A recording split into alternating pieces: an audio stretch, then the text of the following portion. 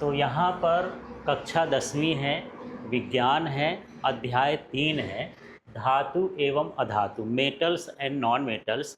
इसके पहले के चैप्टर के लिए आप इस चैनल को सब्सक्राइब कर लें। प्लेलिस्ट में जाएंगे तो चैप्टर 1 और चैप्टर 2 के नोट्स और क्वेश्चन मिल जाएंगे। यहाँ पर सबसे पहले समझते हैं धातु क्या होती है, मेटल्स क्या होते हैं। वे तत्व जो इलेक्ट्रॉन खोकर धन आयन बनाते हैं, जो इलेक्ट्रॉन का त्याग कर दे और क्या बना दे, धन आयन बनाते हैं, उन्हें क्या कहते हैं, धातु। ये चमकीले होते हैं, कठोर होते हैं, अच्छे चालक होते हैं। जैसे लोहा है, तांबा है, एल्युमिनियम है, सोना है, चांदी है, सोडियम है। अब जैसे यहाँ पर हम देख लें, ये सोडियम हो गया तो Na, इसमें 11 इलेक्ट्रॉन होते हैं। यदि ये एक इलेक्ट्रॉन का त्याग कर देता है तो इसमें धन आयन आ जाता है। एक इलेक्ट्रॉन 11 में से 10 हो गए तो क्या आ गया, धन आयन। तो जो इलेक्ट्रॉन को त्याग करके अपने ऊपर धन आयन ला सकते हैं वही क्या कहलाते हैं, धातु कहलाते हैं। ये कैसे होंगे, चमकीले होंगे, कठोर होंगे, अच्छे चालक होंगे, इनका गलनांक क्वथनांक उच्च होगा, इसे हम क्या कहेंगे, धातु। अब यहाँ पर धातुओं के भौतिक गुणों को समझते हैं कि धातुएं कैसे दिखाई देती हैं, छूने पर कैसे लगती हैं, ये सब समझते हैं। सबसे पहले बात करते हैं चमक, जिसको हम लस्टर कहते हैं।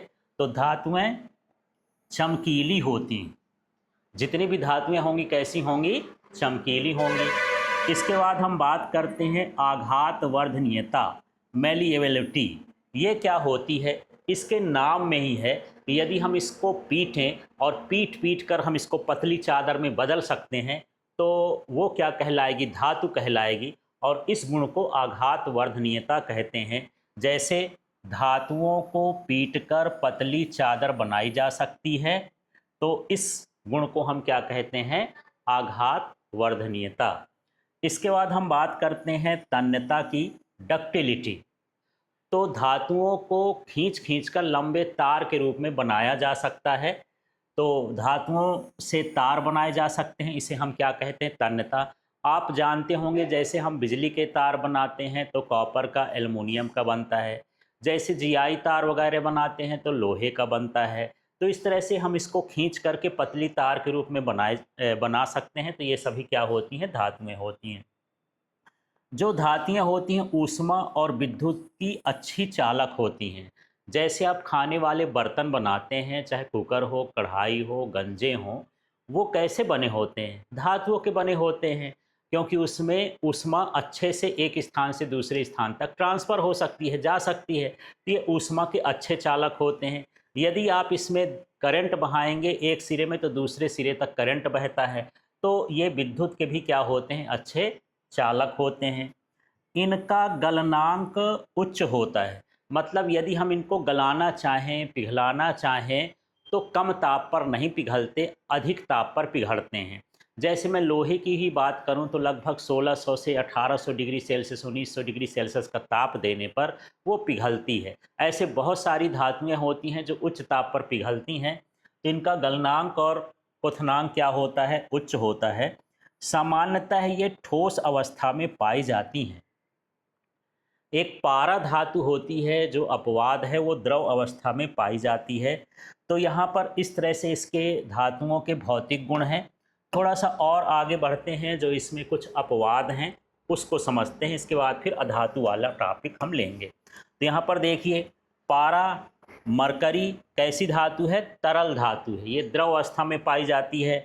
जो सोडियम और पोटेशियम है ये नरम होते हैं। अभी हमने पढ़ा कि धातुएं कठोर होती हैं कि नरम होती है, इनको साधारण चाकुओं से काटा जा सकता है। तो ये अपवाद है, सोडियम और पोटेशियम बहुत नरम होते हैं, आप सिंपल चाकू से इसको काट के अलग कर सकते हैं। तो इस तरह से धातु और धातुओं के भौतिक गुण थे। तो चलिए एक बार रिपीट करते हैं। यहाँ पर धातु क्या हो गई, जो धन आयन बनाती है, इलेक्ट्रॉनों का त्याग करके क्या बनाती है, धन आयन, वो क्या कहलाती है, धातु कहलाती है। इसके बाद हम इसके उदाहरण देख सकते हैं, लोहा, तांबा, एल्युमिनियम, सोना, चांदी, ऐसे सोडियम, पोटेशियम, ऐसे बहुत सारी धातुओं के जो आप नाम जानते हैं लिख सकते हैं। इसके बाद इसके गुण की बात करें तो ये चमकदार होती हैं, ये आघात वर्धनी होती हैं, ये तन्य होती हैं, ये ऊष्मा और विद्युत की सुचालक होती हैं, इनका गलनांक क्वथनांक उच्च होता है, ये सामान्यतः ठोस अवस्था में पाई जाती हैं। यहाँ चमक का मतलब यही है कि यदि हम इसकी बाहरी सतह देखेंगे तो ये चमकीली दिखाई देगी। आघातवर्धनीयता का मतलब भी यही है कि यदि हम इसको पीटें तो पीट पीट कर हम इसको पतली चादर के रूप में बना सकते हैं, तो इसलिए आघातवर्धनी कहलाती हैं। तन्यता का मतलब यही है कि इनको हम खींच करके तार के रूप में बदल सकते हैं, तो ये तन्य हो गई। ये ऊष्मा और विद्युत की कैसी होती हैं? अच्छी चालक होती, माने ऊष्मा का प्रवाह है आसानी से एक स्थान से दूसरे स्थान तक हो सकता है, और साथ में धारा का प्रवाह भी आसानी से एक स्थान से दूसरे स्थान तक हो सकता है।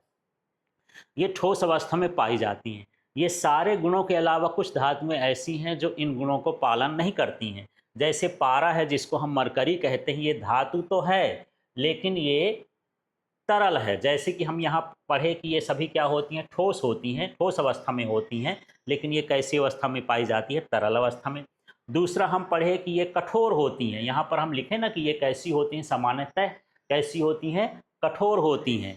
तो जो सोडियम और पोटेशियम है, ये कैसी धातुएं होती हैं? नरम धातुएं होती हैं।